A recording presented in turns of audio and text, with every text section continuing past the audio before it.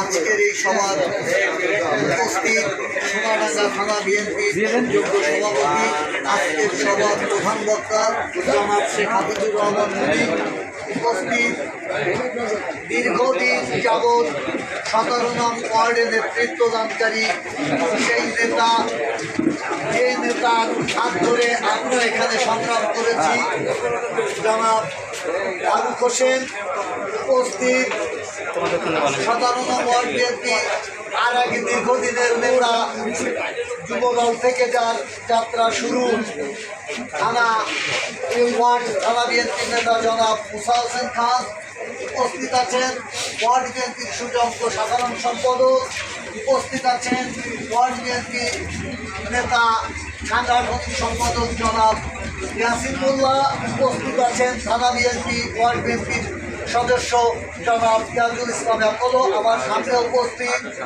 ছাত্রদল, যুবদল, শ্রমিক দল, স্বেচ্ছাসেবক দল, মহিলা দল সহ অঙ্গ ও সহযোগী সংগঠনের নেতৃবৃন্দ, সকলকেই 17 নং ওয়ার্ড বিএনপির পক্ষ থেকে এবং আমার ব্যক্তিগত পক্ষ থেকে আন্তরিক শুভেচ্ছা অভিনন্দন।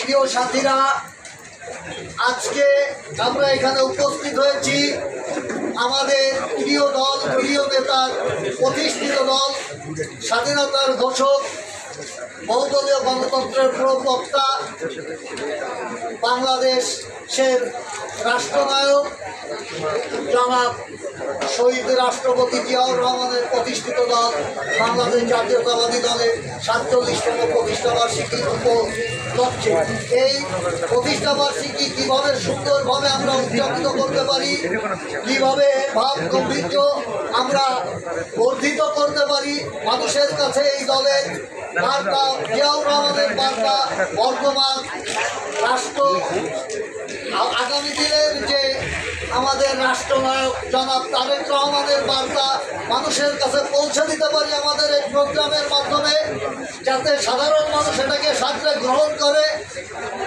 এই ব্যবস্থা কীভাবে সুন্দর করা যায়, এজন্যই আমাদের এই আলোচনা সভা ছিল। আজকের এই আলোচনা সভায় আপনারা প্রত্যেকেই দীর্ঘ সময় বসে আমাদের আলোচনা শুনেছেন, অনেকে সুনির্দিষ্টভাবে সুন্দর আলোচনা করে সুন্দর মতামত দিয়েছে। সকলকেই আলোচনা শোনা এবং মতামত দেওয়ার জন্য ধন্যবাদ। একটা কথা বলেই আমি শেষ করতে চাই, আমাদের নেতা অনেক বক্তব্য এখানে আছে, আপনারা খেয়াল করে রাখেন। একটা বক্তব্য খুব খেয়াল করেন, আসুন প্রতিহিংসা প্রতিশোধ নয়, পারস্পরিক ভালোবাসা ও ভ্রাতৃত্বের মাধ্যমে আমরা সকলে মিলে আমাদের প্রিয় বাংলাদেশকে সত্যিকারের অর্থে একটি বাসযোগ্য ও উন্নত ও গণতান্ত্রিক রাষ্ট্রে পরিণত করি। আমাদের নেতার এই যে বাণী আপনারা দেখছেন বা শুনছেন, এটাকে আপনাদের বহন করতে হবে। এটা কেন আমি আপনাদেরকে স্মরণ করিয়ে দিলাম, আমার বড় ভাই, আমার নেতা জনাব হাফিজুর রহমান মুনি ভাই একটু আগে বারবার বলেছেন যে আপনারা ফেসবুকে একে অপরের সম্পর্কে লেখা বন্ধ করেন।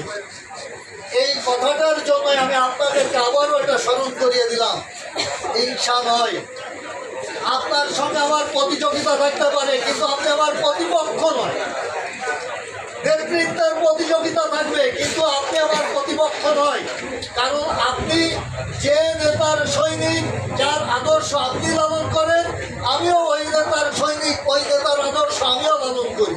তাহলে আপনি তো আমার প্রতিপক্ষ হতে পারেন না, আপনি আমার নেতৃত্বের প্রতিযোগী হতে পারেন। আমরা এই ফেসবুকে একে অপর সম্পর্কে যে ভাষা প্রয়োগ করি, এই ভাষা থেকে আমরা যেন সবাই একটু বিরত থাকি, এটা আমি আমার বড় ভাইয়ের সাথে একমত পোষণ করব হাজারবার। আমার মনে হয় আপনাদেরকেও একমত পোষণ করা উচিত। দীর্ঘ 17 বছর আমরা যে কষ্ট, যে যন্ত্রণা ভোগ করেছি, এই 1 বছরের মতো ভুলে গেলে চলবে না। আপনি আমার সম্পর্কে লিখছেন, এটা দলের ক্ষতি হচ্ছে, মানে আপনি আপনার নিজের ক্ষতি করছেন।